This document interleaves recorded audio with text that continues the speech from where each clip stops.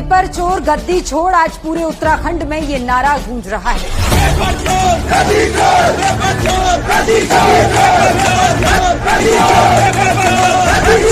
उत्तराखंड के युवा गुस्से में हैं क्योंकि बीजेपी सरकार 15-15 लाख रुपए देकर अपने चहेतों को नौकरी बांट रही है, पेपर लीक करवा रही है। हम 15-15 घंटे पढ़ रहे हैं लाइब्रेरी में, तो पेपर 15 लाख में बेच रहे। हमारे बाप के पास 15 लाख नहीं तो वो कहाँ से देंगे? पेपर भी हर पेपर भी कराए आगे पुलिस को भेजी और यहाँ पे नहीं होंगे। ये दर्द उत्तराखंड के हर छात्र का है। देश के युवा 15-15 घंटे पढ़ रहे हैं और मोदी सरकार 15-15 लाख में पेपर बेच रही है। वोट चोर सरकार देश के युवाओं का भविष्य चोरी करने पर तुली है। आज पूरे देश में छात्र बीजेपी सरकारों में पेपर लीक और भर्तियों में धांधली से बेहाल हैं। पेपर लीक से परेशान उत्तराखंड के युवा बीजेपी सरकार को बर्खास्त करने की मांग कर रहे हैं। ये मांग जायज है। गद्दी छोड़, गद्दी छोड़, गद्दी छोड़, गद्दी छोड़, गद्दी छोड़। हम पाई तोड़ चुकी है। एक जो उनकी कुर्सी की आखिरी पाई बची हुई है, इस आंदोलन के माध्यम से हम उसको तोड़ देंगे। और हम जब उस पाई को तोड़ेंगे इस आंदोलन के माध्यम से और वह सरकार नाक के बल धरातल पर गिरेगी, तो उसे धरातल की समस्याओं से दो चार होना पड़ेगा। तब वो जूझेगी। उन सरकार के मंत्रियों के बच्चे परीक्षाओं से जूझेंगे, तब समझ आएगा उन्हें कि यह सरकार, यह राज्य किन स्थितियों में पड़ रहा है। आप कह रहे हैं कि 3 पन्ने बाहर आए हैं, पेपर लीक नहीं हुआ है। हम सबके बीच में से कई विद्यार्थी बैठे हैं जो 0.05 से बाहर हुए हैं। अगर उन्हें एक प्रश्न मिल जाए तो अंदर चले जाए। यह प्रदेश, इस प्रदेश की सरकार सिर्फ खनन के पट्टे बांटना जानती है और कुछ नहीं। मैं कहना चाहता हूं सरकार से, आप इस सरकार, इस राज्य की सुरक्षा अपने हाथों में ले हुए हैं। अरे आपसे एक कागज के टुकड़े नहीं संभल रहे हैं, आपसे प्रदेश संभलेगा। और कहते हैं वसीम बरेलवी, उसूलों पे अगर आ जाए तो टकराना जरूरी है, जो जिंदा हो तो फिर जिंदा नजर आना जरूरी है। गिरीश तिवारी गिरदा भी कहते हैं, अर्जुन ते कृष्ण कुछ रणभूमि बे सरदुनी तो रण बे कहाँ बचूं लो। हम लड़ते रहे बुलू, हम लड़ते रो। हम लड़ेंगे और आखिरी दम तक लड़ेंगे।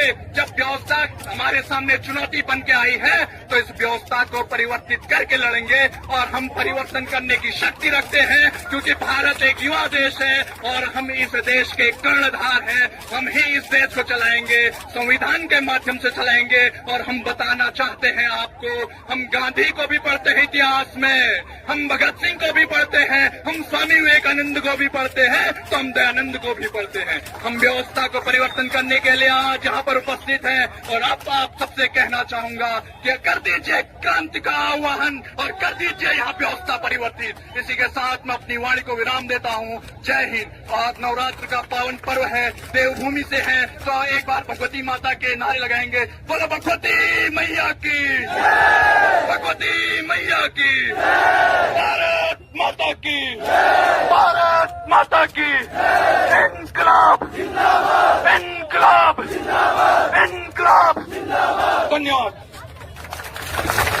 बहुत बहुत धन्यवाद। कि आज प्रशासन भी घुटने टेक के खड़ा है राजनीतिक पार्टियों के आगे, तो आपको समझना जरूरी है कि हमारे लिए डीएम और एसडीएम बनना पर्याप्त नहीं है। उत्तराखंड की सीरत बदलनी है तो लोकसभा, विधानसभा और हर एक नीचे तबके में पढ़े लिखे लोगों को होना जरूरी है। ये 2 कौड़ी के लोग क्या जाने की शिक्षा क्या होती है। और हमारे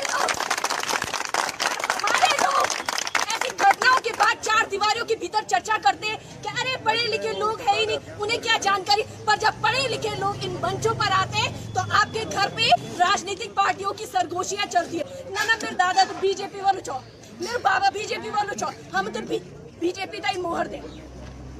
ये आपके बोए हुए बीज है। आज कर्मचारी वर्ग पेंशन के लिए रो रहा है, फिर भी बीजेपी है। आज युवा वर्ग एक नौकरी के लिए तरस रहा है, फिर भी बीजेपी है। आज एक इंजन की सरकार से डबल इंजन से ट्रिपल इंजन तक पहुंच गए और हम उत्तराखंड की जनसंख्या बीजेपी का बाल भी बाका नहीं कर पा रहे। आज मैं शैलजा सिंह इस घोषणा को करती हूँ कि पौड़ी का इतिहास हमेशा गौरवमय रहा है। चाहे पृथक राज्य आंदोलन की बात रही हो, चाहे कोई भी आंदोलन की बात रही हो। आज मैं शैलजा सिंह इस बात की घोषणा करती हूँ कि यदि हमारी मांगों को सुना नहीं गया तो हम आंदोलन करेंगे, और आंदोलन किस रूप से करेंगे वो रणनीति भी आप सुनिए।